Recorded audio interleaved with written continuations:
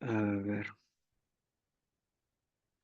voy a compartir la presentación. Por favor, me confirman si lo pueden ver.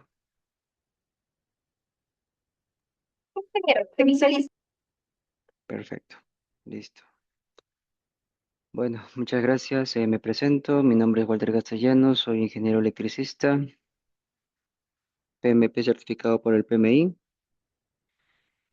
Y bueno, en esta oportunidad voy a hablarles bastante sobre la gestión de riesgos en proyectos eléctricos, sobre todo porque en su gran mayoría, cuando uno habla sobre gestión de proyectos, lo enfoca más a temas más generales, ¿no? Estamos hablando de temas civiles, construcción, softwares, pero netamente aplicado al tema eléctrico es muy poco, hay muy poco en realidad.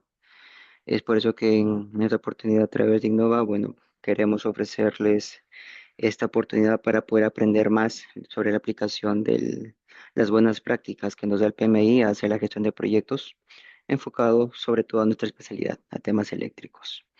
Entonces, inicio la presentación indicándoles acerca sobre el riesgo. En realidad, nosotros vivimos en un mundo en el cual estamos expuestos al riesgo en todo momento. Al salir de la casa, eh, siempre tenemos el riesgo de que algo nos pase en el trayecto de la casa al centro de labores o al centro de estudios, o simplemente en el mismo hogar. Estamos expuestos a un riesgo de que algo también ocurra, ¿no? Una caída, o algún corte mientras uno está preparando los alimentos con el cuchillo, incluso hasta temas un poco más graves, ¿no? Electrocución, etcétera, un poco enfocado en nuestro campo. Entonces, ¿el riesgo qué es en realidad? El riesgo en realidad es una incertidumbre hacia lo que nos espera el futuro. Entonces, el riesgo en realidad enfocado a nuestro campo sería una incertidumbre que importa. En infraestructura, un riesgo no gestionado en realidad se convierte en un pasivo financiero, enfocándolo al tema financiero, pero también es una gestión de la crisis. Si nosotros no gestionamos bien los riesgos, estamos expuestos o vamos a tener siempre a gestionar crisis. Y eso es a lo que no queremos llegar. Hay muchos proyectos que sí han llegado al tema de la gestión de crisis, incluso hay cursos de gestión de crisis, pero es a lo que realmente no quisiéramos llegar. Muy bien, entonces, enfocado al tema eléctrico, en realidad, el ecosistema de un proyecto eléctrico. Los proyectos de energía tienen una interdependencia crítica, eso lo sabemos nosotros como especialistas en el campo, la ingeniería eléctrica, por ejemplo, o algún proyecto X, se me ocurre una central hidroeléctrica, siempre está ligado a un tema de permisos, hay unos estudios de impactos ambientales que se tienen que hacer, hay un tema legal, hay un tema social, porque siempre hay un impacto sobre las personas que se desarrollan alrededor del proyecto. Hay temas geotécnicos, hidrológicos, civiles, estructurales, y ya interviene la gran mayoría de disciplinas que intervienen en el desarrollo del proyecto en la parte técnica, la parte electromecánica y en sí la misma red eléctrica, ¿no? Nuestro sistema eléctrico interconectado nacional, nuestro sistema de potencia en el Perú. Todo eso es un ecosistema, un proyecto eléctrico que debe siempre conversar entre sí y siempre debe haber una armonía tal de que permita que un proyecto se desarrolle de la mejor forma. Entonces, si un eslabón en esta cadena falla, pues el activo no se concreta. Si falla la parte geotécnica, el proyecto no se energiza y por lo tanto la subestación que se construyó aguas abajo no se energiza y no hay energía eléctrica, ¿no? En nuestro caso, como ingenieros electricistas, sabemos que la energía eléctrica es muy importante porque mueve prácticamente todo lo que conocemos en la industria, en el tema del hogar, tema doméstico, etcétera. Entonces, es muy importante. De acuerdo al estándar PMI, estamos en el Project Management Institute. Es una guía de buenas prácticas. No es una receta de cocina, no es algo que se aplica al 100%, es algo que se adapta a algo que es iterativo, que va mejorando. E incluso en determinadas etapas del proyecto, uno puede retroceder a la etapa inicial de planificación, precisamente porque es iterativo, porque uno va mejorando de manera continua durante el desarrollo del proyecto. ¿Cómo nos relacionamos con el PMBOK? Pues son procesos, un estándar de entrada y salida. Actualmente ya hablamos de dominio y desempeño de las nuevas versiones del PMBOK, en la versión 7 y ahora en la 8, en la octava edición que ya está por de salir. Y en este caso el riesgo es un dominio que afecta a la entrega de valor, ¿no? Si nuestro proyecto está expuesto a un riesgo total, constante, siempre afecta el valor que entrega el proyecto. En el mundo eléctrico es igual, si nosotros queremos tener un valor, ya sea en generación de energía, ya sea en mejora de la producción de un determinado proceso al instalar una sala eléctrica o al instalar una serie de motores, etcétera, estamos entregando valor. Entonces el riesgo es un dominio de ello y es lo que tenemos que controlar. La gobernanza de riesgo define quién toma la decisión, los riesgos de diseño, la gestión de la ingeniería, obviamente. Los riesgos de licencias sociales las gestiona pues obviamente la gerencia de asuntos corporativos o el área social, el área de tierras y gestión social, como también se puede ver en otro tipo de organizaciones. Pero siempre debe haber alguien que tome la decisión en cuanto a un tema de riesgo. En nuestro caso sería el riesgo de ingeniería, pero siempre conversando, siempre interactuando con las demás áreas, ¿no? Como vimos inicialmente en el ecosistema de todo proyecto eléctrico. Siempre nosotros tenemos que interrelacionarnos con el área de permiso social, legal, adquisición de tierras cuando hablamos de líneas de transmisión, cuando hablamos incluso de proyectos grandes como los solares o los eólicos, ¿no? Tema normativo, el tema regulatorio que también cambia y que hay que siempre tomarlo en cuenta. Entonces hablamos de un apetito umbral y tolerancia al riesgo, ¿no? Un apetito a riesgo, cuánta incertidumbre nosotros estamos dispuestos a asumir o queremos. El umbral es el punto exacto de alarma, ¿no? El punto que nos indica un disparador en el cual nosotros estamos alertas a la materialización de un riesgo, ¿no? Por ejemplo, un 5%, un parámetro que podemos darle a un sobrecosto, o un tema eléctrico, ¿no? Si nuestra caída de tensión va por encima del más menos 10%, por ejemplo, ¿no? Más menos 5%. La tolerancia, el rango máximo antes de cancelar el proyecto, ¿no? ¿Qué tanto estamos nosotros dispuestos a tolerar ya un proyecto que ha entrado a un caso de riesgo? ¿Qué tanto estamos dispuestos a tolerar ese riesgo antes de la cancelación del proyecto o la paralización del proyecto? Y eso pasa y es muy, muy común cuando no se gestiona de una manera muy adecuada la gestión de riesgos y sobre todo proyectos eléctricos. Hay muchos proyectos de línea de transmisión, centrales solares, eólicas, centrales hidroeléctricas que han parado precisamente porque ha habido un descontrol en el tema de identificación y respuesta ante la materialización de riesgos. El tema de los estudios de ruta que normalmente no se dan o no se han dado y que ha ocasionado riesgos, que ha generado sobrecostos, ¿no? En el tema de traslado de equipamiento grande. Hablamos de transformadores de potencia grandes que tienen que pasar por puentes, por túneles.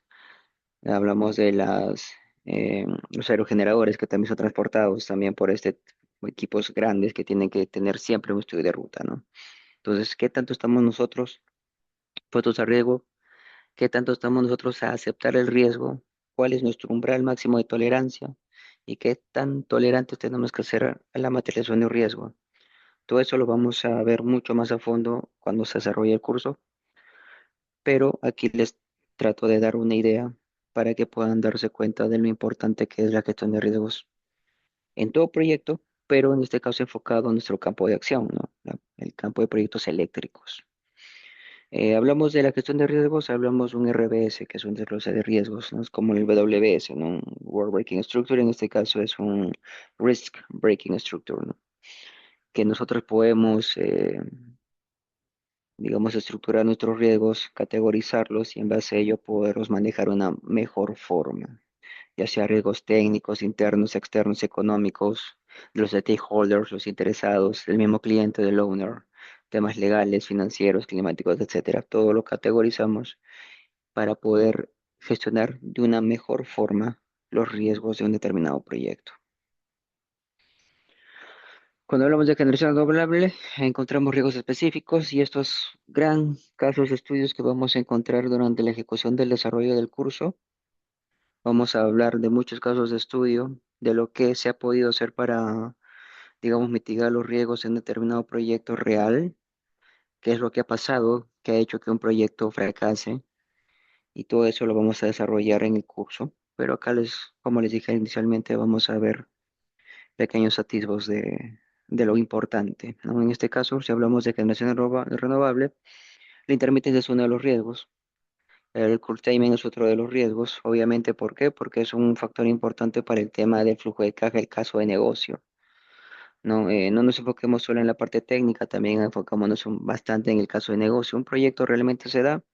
porque hay un caso de negocio, hay un inversionista que quiere una rentabilidad sobre el proyecto, ¿no? Por eso invierte sobre el proyecto y obviamente quiere que el proyecto se materialice.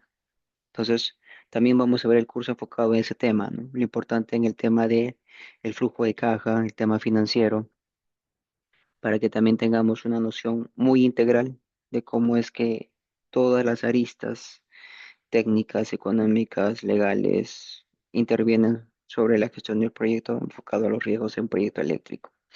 Cuando hablamos de BES, hablamos de la ansiedad energética, que también es uno de los riesgos específicos, ¿no? Que también lo vamos a tocar, que requiere sistemas de supresión específicos, protocolos de seguridad, etcétera.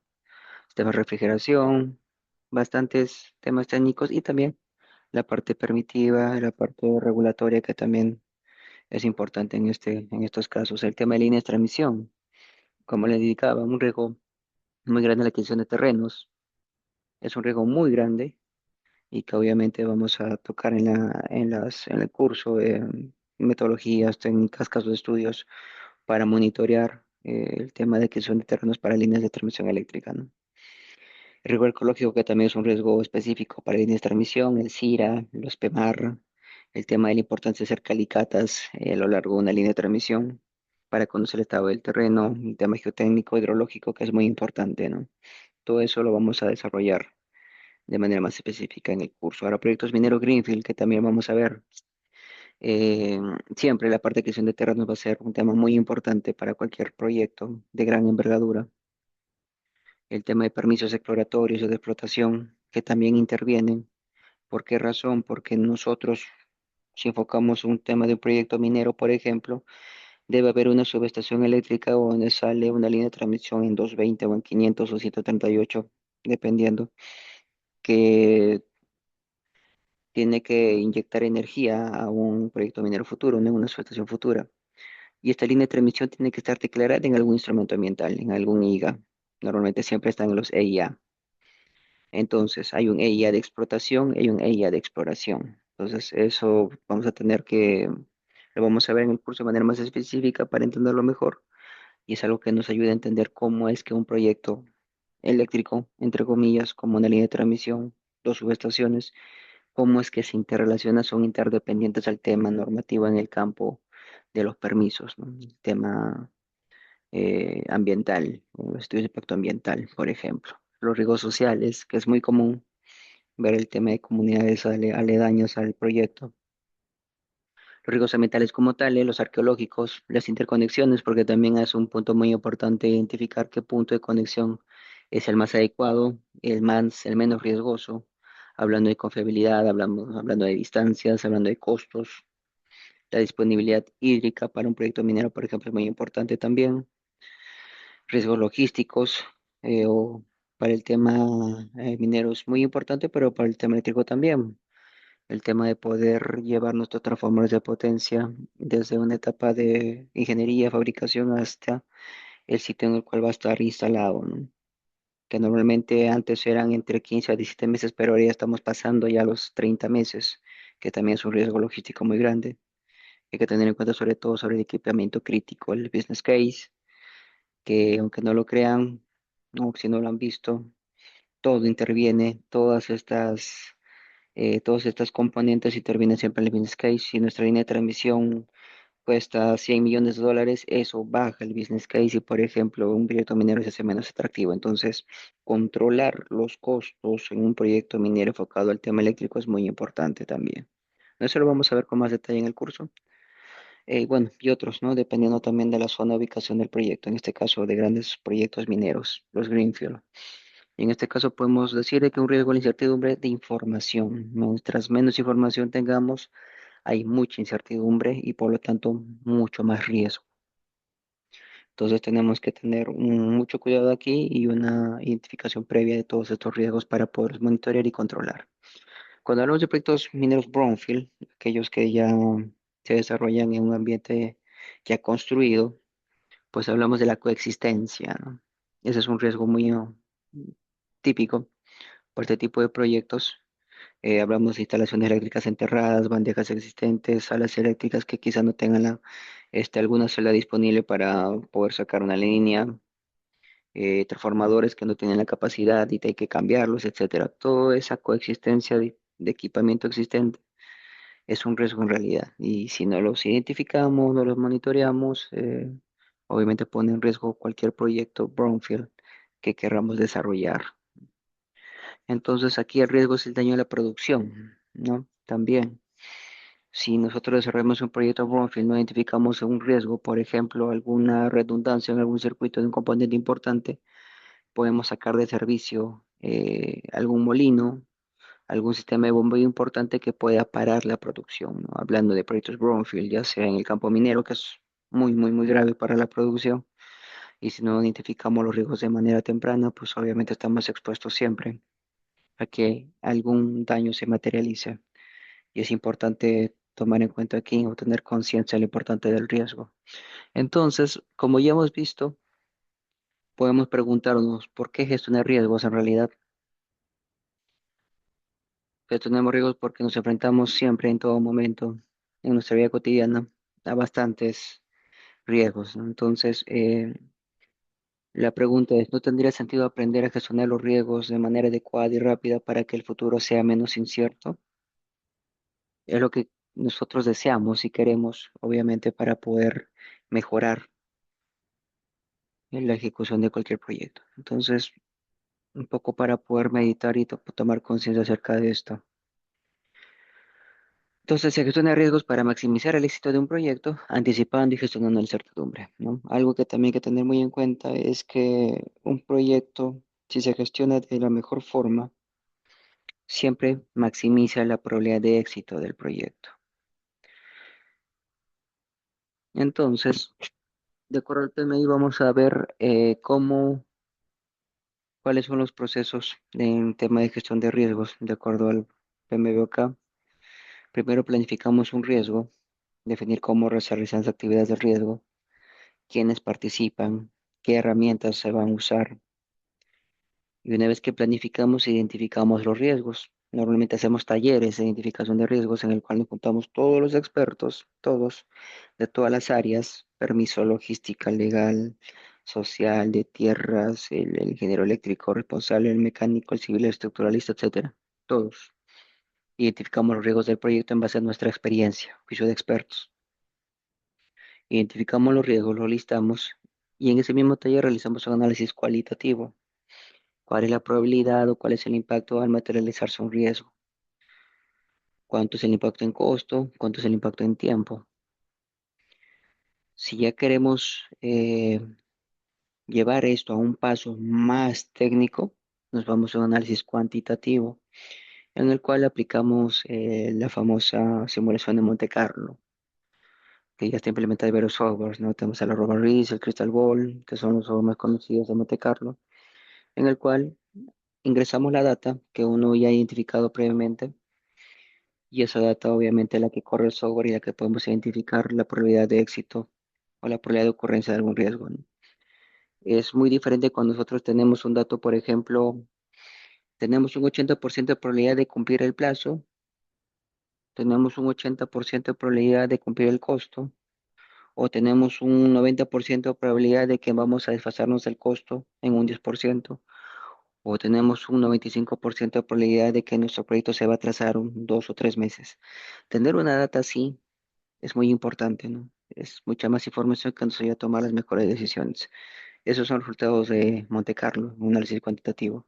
Eso también lo vamos a ver de forma más específica durante el desarrollo del curso. Una vez que hemos identificado los riesgos, los hemos analizado cualitativamente, cuantitativamente, pues planificamos la respuesta a estos riesgos. ¿Qué es lo que tenemos que hacer para minimizar, para evitar, para transferir o eliminar o aceptar el riesgo?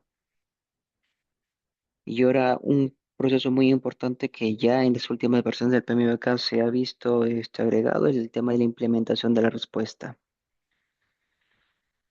Esa respuesta que uno ha desarrollado al planificar la respuesta, pues tiene que implementarse cuando el riesgo se materializa. Entonces, la ejecución de sus planes de acción es donde ahí realmente se gestiona el riesgo de manera activa, ¿no? A través de los disparadores que uno ya ha identificado durante la planificación de los riesgos, ¿no? una variación en costo de un 10% y es un disparador. Entonces ahí actuamos, implementamos nuestra respuesta a riesgo. Una variación de un 15% en plazo ya es un disparador, ya es algo que nos dice que hay una alerta que el riesgo se va a materializar. Entonces ahí actuamos, implementamos la respuesta. Eso es lo que se tiene que hacer para poder controlar o poder mantener bajo control el desarrollo del proyecto, ¿no? Y luego monitoreamos los riesgos. Los riesgos que se han identificado tienen que monitorearse. Y no solo los mismos riesgos, también hay riesgos residuales que también pueden nacer. Se materializa un riesgo y este riesgo a su vez puede generar otros riesgos, ¿no? Es por eso que estos talleres de riesgos se tienen que hacer con cierta periodicidad y siempre hay un owner del riesgo que debe estar atento al nacimiento de nuevos riesgos. Entonces, todos estos los vamos a ir viendo durante el desarrollo del curso y bueno, ahí los animo a llevar el curso precisamente porque nos vamos a llevar bastante experiencia para poderlo aplicar a nuestros diferentes proyectos. Ahora, vamos a ver también técnicas de identificación de estructura de los riesgos, los talleres HACIP, HACCP, que son muy importantes para la identificación de riesgos con todos los stakeholders, con todos los juicios de expertos, que es muy importante y que se está haciendo hoy en día en grandes proyectos de gran envergadura, sobre todo procesos FODA, para poder identificar fortalezas, debilidades, oportunidades y amenazas, que también es una herramienta que se puede usar, pero nosotros le vamos a dar un poco más de énfasis al tema de los talleres de riesgos HACIP y HACCP para poder identificar riesgos tanto en el desarrollo del diseño como en la etapa operativa, para el proyecto Brownfield sobre todo. Entonces, aquí el objetivo es identificar las causas raíz, no solo los síntomas. Hay que prever, hay que prevenir, hay que evitar que el riesgo se materialice. Eso es lo importante. Una breve mirada, un análisis cualitativo, es ordenar el caos, nos permite enfocarnos, hablando un poco de Pareto, ¿no? El 80-20. Es un análisis cualitativo en realidad. De forma cualitativa nosotros vamos dando ciertos valores de probabilidad de ocurrencia de un determinado riesgo. Hablando de temas cuantitativos, Monte Carlo, y es muy importante tener en cuenta aquí que el tema de Monte Carlo se ha hecho mucho más extensivo, mucho más invasivo en proyectos de gran envergadura, donde hay mucha inversión, donde hablamos ya de 1.000 millones, 2.000 millones de dólares de inversión, ¿no? Proyectos mineros sobre todo. Entonces también lo vamos a ver, incluso vamos a desarrollar una plantilla nuestra de de Monte Carlo para poder identificar o para poder determinar el costo esperado de una planta solar. Es un caso de estudio que vamos a desarrollar en el proyecto y bueno, y puede ser aplicado también a diferentes campos, ¿no? Eólico, hidroeléctrico, minero, etcétera. Solo hay que agarrarle el hilo a la metodología y eso lo vamos a ver en el curso. Monte Carlo, que es muy importante para el tema de simulaciones, lanzar un dado 10 veces, 20 veces, 30 veces, 100 veces, 1.000 veces y poder capturar esa data, poder modelar la función de probabilidad que gobierna el comportamiento de esa data y en base a ello poder predecir o minimizar la incertidumbre. Eso lo vamos a ver también en el curso. Tiramos de tornado un poco para la sensibilidad, también es muy importante, porque si algo tenemos que tener muy en cuenta en el tema de riesgos es también el tema de los commodities, ¿no? El tema del acero, el tema del cobre, por el tema de los conductores que nosotros usamos para los proyectos eléctricos, qué tan sensible es que una variación en el precio del cobre hacia un cable eléctrico, qué tan sensible es el precio del acero, por ejemplo, para, no sé, algún proyecto brownfield mecánico, una estructura, hablando de aceros. Todo ello, esa sensibilidad también la vamos a ver en el curso para poder tener una mejor idea o mejor panorama más integral de cómo es que todos los factores siempre terminan interviniendo y siempre terminan de alguna manera u otra impactando sobre el proyecto.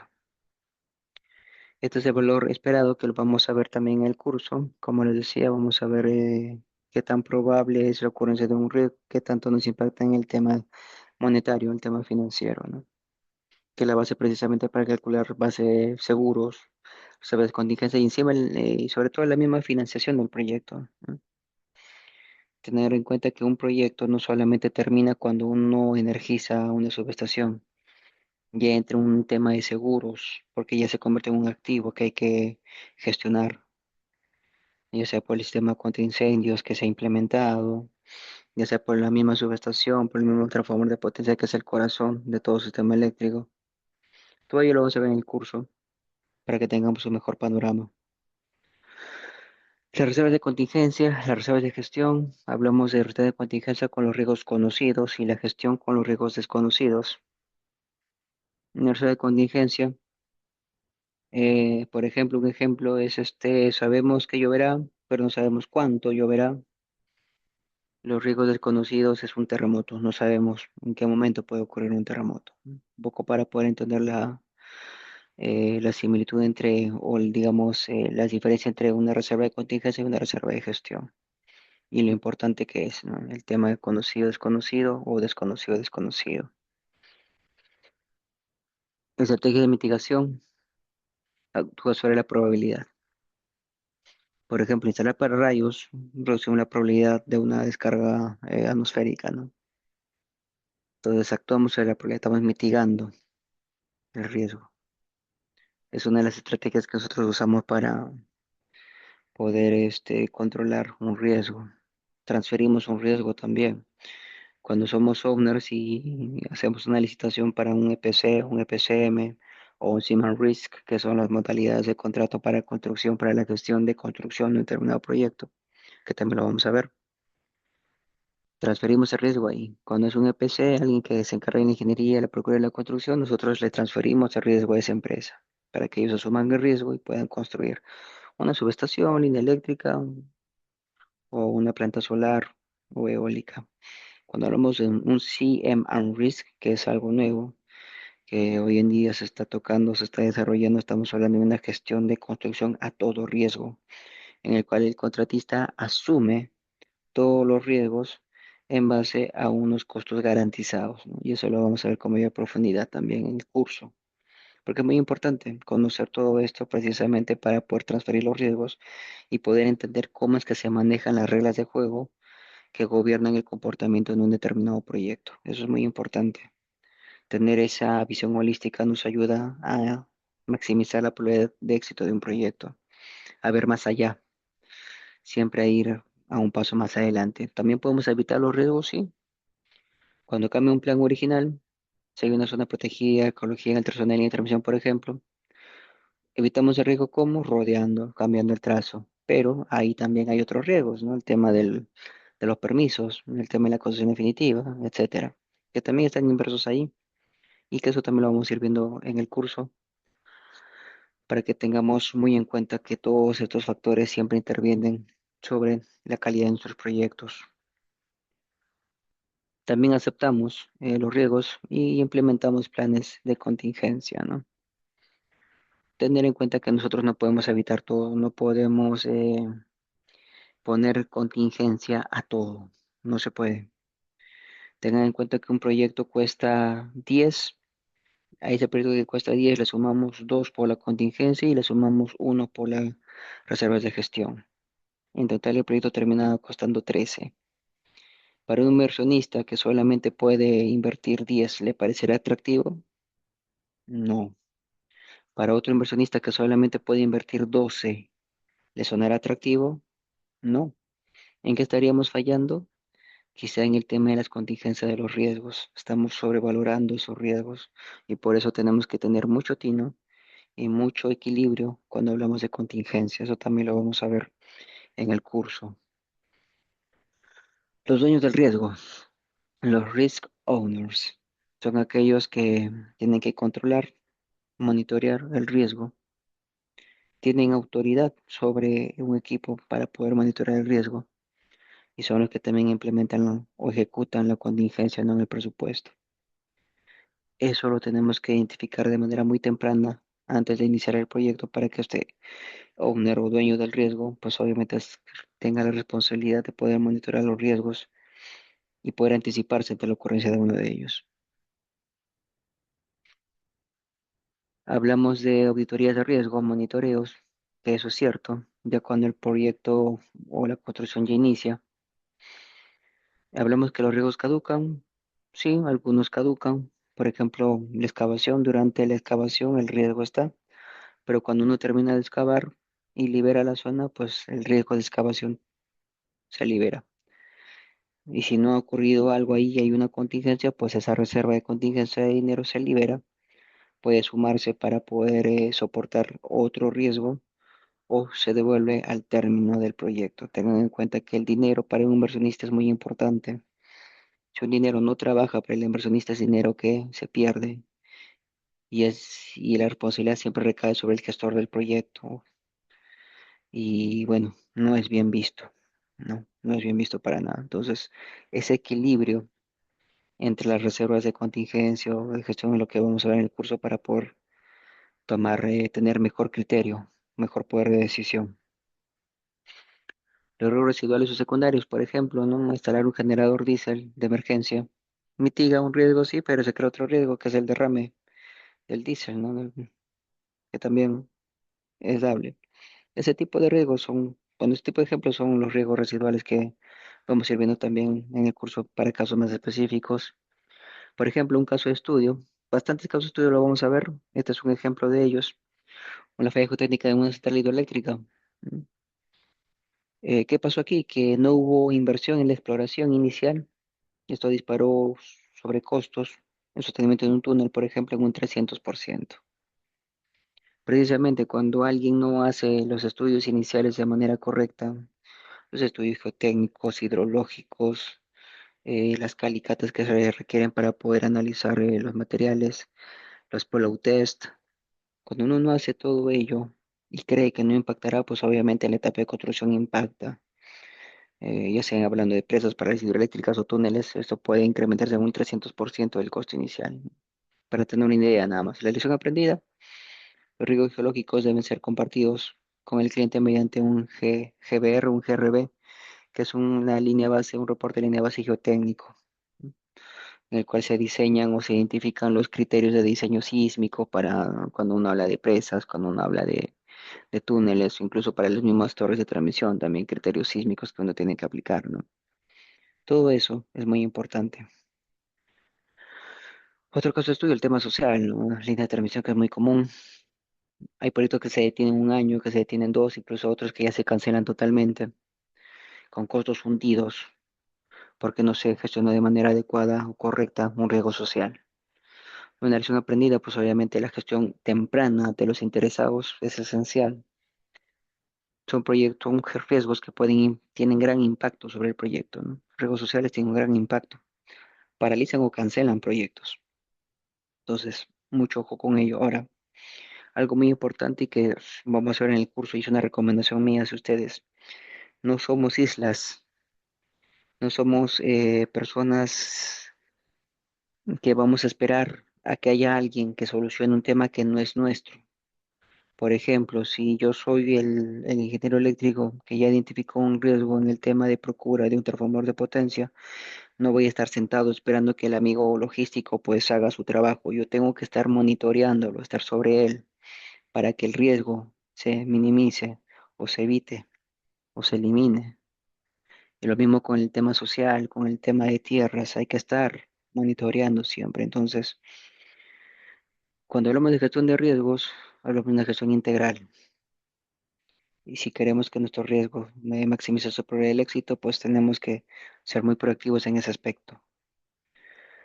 Hay que ver siempre el bien común del proyecto y sobre todo concientizar todas las áreas involucradas hacia el bien común, que obviamente recae cuando un proyecto tiene el éxito, ¿no? Cumple el plazo, cumple el alcance, cumple el costo y sobre todo cumple el fin por el cual el proyecto fue concebido. Proyecto de una línea, perdón, un proyecto de una sala eléctrica se hace para que pueda aumentar la producción un 30%, se me ocurre. El éxito del proyecto está cuando la producción efectivamente se eleva al 30% o incluso más. Si la producción no llega al 30%, llega al 5 o al 10, es un proyecto que muy a pesar de que terminó en tiempo, que terminó en costo, que terminó en plazo, no es exitoso porque no cumple el fin por el cual el proyecto fue concebido. Lo mismo una línea eléctrica, una línea de transmisión 220. Si la línea de transmisión se construye dentro del plazo, el alcance, del costo, pero no energiza, no cumple el fin de darle energía eléctrica a una determinada comunidad, no es un proyecto exitoso. Entonces, cambiamos un poco el chip y pensamos en el objetivo del proyecto. Entonces, ¿por qué gestionamos riesgos en proyectos eléctricos, no? Ya un poco más enfocado en nuestro campo de acción. ¿Por qué? Muy aparte de maximizar la probabilidad de éxito del proyecto, pues protegemos el flujo de caja de un inversionista. Hay un inversionista que quiere mejorar su producción. Hay un inversionista que quiere redituar en ganancias al vender energía. Hay un inversionista que quiere redituar en ganancias al transportar energía. Entonces, gestionar esos riesgos en ese tipo de proyectos eléctricos, pues obviamente maximiza no solo el proyecto, sino también maximiza el flujo de caja del inversionista. Y a eso debemos apuntar. El caso de negocio, el business case. Eso es el corazón, eso es lo que mueve los proyectos. Si no hay un business case, no hay proyectos. Muchos casos de estos, muchos ejemplos los vamos a ver en el curso, así que otra vez los animo a poder llevar el curso. También tenemos beneficios claves, ¿no? Aumentar el proyecto del proyecto, hacer más realistas los planes, descubre potenciales problemas de manera temprana, etcétera, etcétera, etcétera. Pero todo confluye siempre en cuál, en proteger el flujo de caja del inversionista, el business case, el motivo por el cual se mueven todos los proyectos, si no, no se moverían. Ahora, una vez que hemos hablado de la gestión de riesgos de un proyecto, hablamos también de la gestión de cierre de los proyectos. Muchos proyectos no cierran. Hay bastantes proyectos que hasta ahora llevan años, 5 o 10 años, y no cierran. Porque tengamos en cuenta algún proyecto rompe su inercia al inicio, pero no puede romper la inercia al final. Al final es muy difícil, porque hay aceptaciones, ya sea de un cliente, de un usuario final que tiene que aceptar el proyecto. Y si este usuario final no se lo ha identificado, no se lo ha comprometido, no se le ha informado durante el desarrollo del proyecto, pues al final va a ser un opositor, no va a querer recibirte el proyecto. Y hay casos.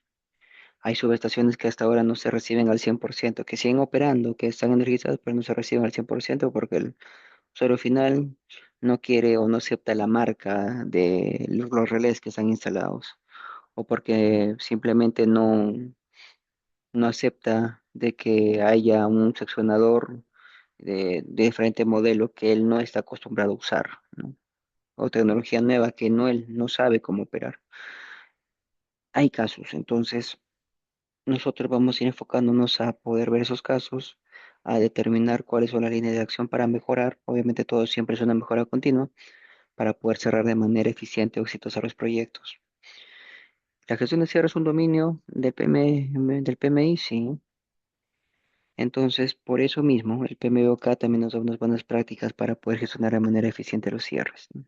Que incluye qué cosa, la verificación del alcance, que se haya cumplido la línea base de alcance y la aceptación formal del cliente, ¿no? Previo a los punch lists que uno tiene que hacer siempre.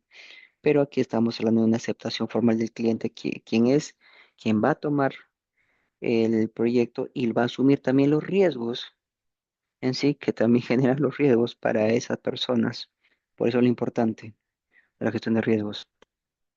También hablamos de riesgos, perdón, de cierres administrativos, de cierres documentales, ¿no?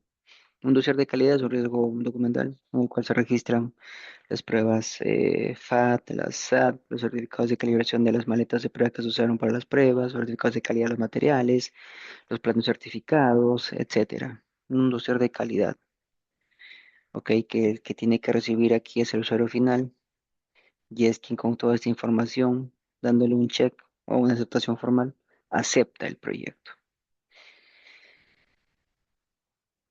Un punch list es un cierre técnico en el cual se hacen caminatas, ¿no? Al 90%, en el cual se anotan todos los puntos en los cuales se ha intervenido en el alcance antes del takeover, ¿no? Antes del traspaso del proyecto hacia el usuario final. Se ven los pendientes, aquello que no se ha terminado, aquellos temas de seguridad que se tienen que implementar y tener mucho cuidado con el alcance, porque también el usuario final tiene deseos que exige que uno se le haga, pero si no está en el alcance, no se le puede hacer. Por eso ahí también hay un límite fino en el tema de las habilidades blandas para la negociación. que también lo vamos a ver en el curso. El curso va a ser incompleto en realidad, así es que los animo nuevamente. Transferencia de activos. Sabemos que estos activos, una subestación, cuando termina el proyecto, se convierte en un activo y ese activo tiene que ser transferido a alguien que lo va a mantener, que lo va a operar. Y esta persona, pues obviamente, va a querer toda la información, va a querer toda la capacitación, va a querer todo, todo para que pueda aceptar de manera formal ese activo, porque después va a tener que gestionar este activo para alargar sus años de vida útil, presente para garantizar la operación, para garantizar la producción, etcétera. Eso es lo importante. Entonces, gestionar un buen cierre, pues obviamente tiene que enfocarse a que hay una transferencia de activos de por medio y debe hacerse de forma eficiente y correcta. ¿Y para esto qué? Para esto siempre está el involucramiento desde fases muy tempranas del usuario final, la persona quien va a recibir el proyecto. Vamos a ver casos de cierre y lecciones aprendidas. Vamos a ver, por ejemplo, la gestión de garantías y fianzas, ¿no? Que normalmente no se ven, pero sí están involucrados en todo tipo de proyecto y proyectos eléctricos, sobre todo. Hay un cierre financiero cuando se devuelven las reservas de contingencia o de gestión que no se han usado durante la gestión de riesgos. Se tiene que devolver este dinero de alguna manera u otra. El tema de seguros, que también es importante, ¿no? Y la gestión de conocimiento, las lecciones aprendidas, que también es valioso para todo tipo de proyecto. Saber qué se hizo mal en un proyecto anterior para mejorar y no volver a cometer el mismo error en un proyecto futuro. Las lecciones aprendidas. ¿Ok? Entonces acá hablamos también del costo del silencio o el olvido organizacional, que son peligros, que son riesgos que tenemos que evitar para un próximo proyecto. Entonces, todas estas buenas prácticas que el PMBOK o el PMI nos da, lo vamos a ver en el curso. Ser exitoso en plantas B, por ejemplo, no el uso de una plataforma en la nube que permite a un cliente pueda probar los protocolos en tiempo real, reduciendo en 2 meses, por ejemplo, ¿no? Ese tipo de revisiones, tipo de aprobaciones. Es una buena lección aprendida, sí. Es exitoso, porque ya involucraste al usuario final al tema de la revisión de la documentación de fases muy tempranas. Ya sabe lo que está recibiendo por algo y por eso, pues, acepta, ¿no? El activo. Un fracaso es el cierre de una subestación, por ejemplo, no hay planos ASBIL. ¿Quién te va a aceptar un proyecto si no hay planos ASBIL? Sobre todo si no están actualizados, si no hay un red line, si no hay protocolos de pruebas, si no hay protocolos de instalación, de montaje, de calidad, etcétera, ¿no? Nadie te va a aceptar un proyecto así. Son cierres no exitosos. Y obviamente también parte del módulo que me toca a mí dictarles también es el tema de gestión de calidad. Y la gestión de calidad vamos a ver bastante este tema del protocolo de calidad, las pruebas, lo importante el control de calidad y el aseguramiento de calidad, que también lo vamos a ver, y cómo es digamos, el impacto que tiene o su interdependencia con los riesgos y sobre todo con el cierre, que es lo que estamos viendo en este capítulo. Bueno, algo que es normal en toda gestión de proyectos, el tema de la celebración cuando uno termina un proyecto, ¿no? La desmovilización ordenada del equipo, el reconocimiento. Es muy importante motivar al personal que está inmerso en la ejecución de un proyecto. Bueno, acá algo de estadística, un poco para concientizarnos por qué es importante gestionar riesgos, por qué es importante gestionar de una buena forma, con buenas prácticas, un proyecto eléctrico. Acá dividido por sectores, ¿no? El sector fotovoltaico, por ejemplo. Cuando hablamos de viabilidad de permisos en la etapa de inicio del proyecto, 25% de proyectos fracasa. Hay muchos plantas solares que porque no obtienen los permisos, porque no tienen el tema de tierras cerrado, fracasa. En la etapa de planificación, cuando ya hablamos de un tema financiero, un tema de diseño, el 15% fracasa, ¿no? Pues sabemos que los proyectos renovables nacen o se sustentan con un PPA, con siempre con un tema financiero ya asegurado. Si no lo hay, no nace el proyecto. En la etapa de construcción, el 50% fracasa durante la construcción en el tema fotovoltaico, porque no se gestionaron los riesgos. No se gestionaron, por ejemplo, las pruebas pull-up test, que son las pruebas que precisamente identifican el grado de corrosión, ¿no? Sobre los elementos metálicos, sobre las picas que están ahí enterradas en terreno, por ejemplo, ¿no? en cierre, en el tema de entrega del proyecto, el 20% fracasa, porque como ya les indiqué en el área anterior, si no hay una buena gestión de calidad, una gestión de cierre, pues nadie recibe el proyecto no cumple el fin por el cual fue concebido y el 20% normalmente fracasa. En total, hablando de malas prácticas, el 47% de estos proyectos fracasa. Lo mismo con el sector eólico, ¿no? El 61% de estos proyectos fracasa por no gestionar riesgos, por no gestionar calidad, por no gestionar stakeholders, etcétera. En el tema eléctrico, pues el 50% fracasa en la etapa inicial. El tema de permiso, el tema social, es muy complicado para el sector hidroeléctrico. Normalmente por ese 50%, ya sea al inicio o al cierre, casi el 90% de estos proyectos fracasan. La línea de transmisión muy similar, ¿no? El tema de tierras, el tema social, el 40% fracasa al inicio. En el tema de cierre el 20%. En minería, el 55% de proyectos fracasan, ¿no? En el cierre también fracasa casi el 50%. Total 90%. Estamos hablando de proyectos en el mundo. En el mundo se ha hecho una recopilación estadística y salen estos datos, enfocado al tema de las buenas prácticas en gestión. Ahora hablando de por cada 10 proyectos eléctricos, en gestión de alcance, parques eólicos falla el 20%.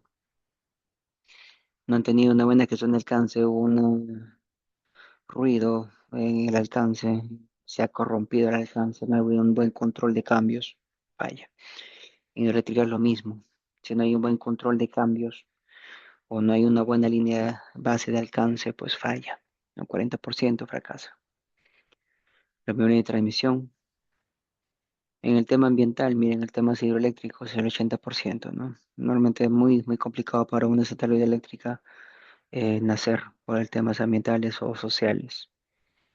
Por eso son de gran aliento este tipo de proyectos. O en calidad, ¿no? Performance, hablando ahí por cuál el proyecto fue concebido. Parques eólicos normalmente el 10% falla, ¿no? Porque no se han previsto riesgos técnicos, que obviamente al inicio en el papel han sustentado un buen caso de negocio, pero al final, cuando durante la construcción del proyecto se cometieron errores logísticos en compra de equipamiento, en instalación, en cables, etcétera, el proyecto no ha rendido lo que ha querido, no ha producido la energía que ha sustentado un caso de negocio previo. Entonces, por eso el 10% falla. Lo mismo las hidroeléctricas o la línea de transmisión, ¿no? Ahora, hablando de un poco más de temas regulatorios y permisos, 3 de cada 10 proyectos fracasan,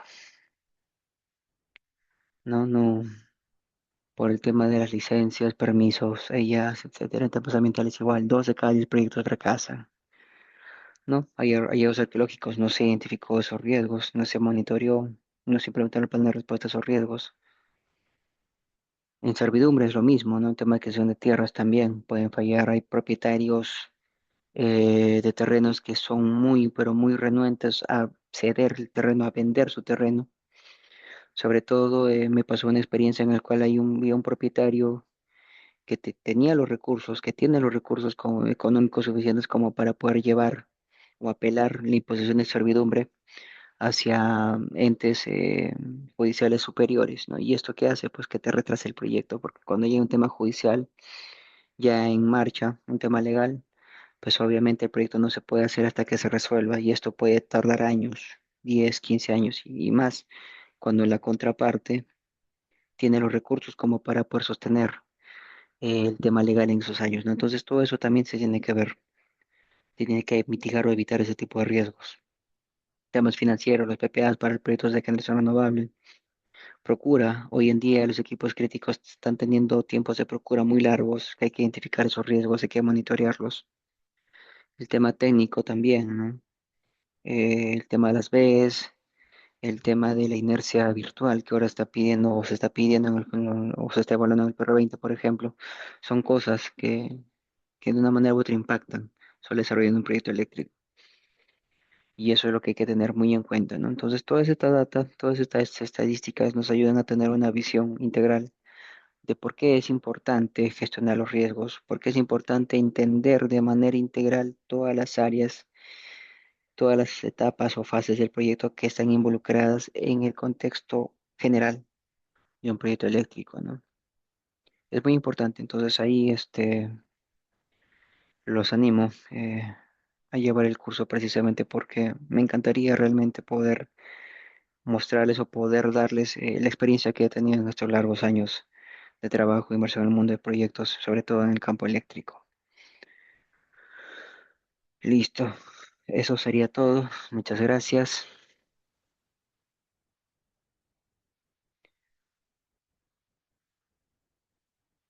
No sé si hay alguna pregunta. Ahí si me puede ayudar, por favor, Innova. Si hay alguna pregunta o le cedo a ustedes la, la sesión. Gracias. Sí, por favor, estimados, vayan dejando sus consultas para que el ingeniero nos pueda ayudar. Asimismo, quiero comentarles a todos los participantes que me están consultando respecto a la inscripción. Le voy a mandar toda la información al privado. También quiero comentarles que este es parte del programa de especialización en gestión de proyectos eléctricos, que tiene fecha de inicio el 14 de abril, y la frecuencia de los días a realizar son los martes y jueves, de 8 a 10 de la noche. Este programa lo van a realizar tres docentes. Bien, no tenemos ni una pregunta, todo está muy claro. Le agradezco mucho la participación de esta noche y a todos los asistentes. Que tengan buenas noches todos, nos esperamos en clases. Muchas gracias, compañero. Gracias, buenas noches. Buenas noches, muchas gracias.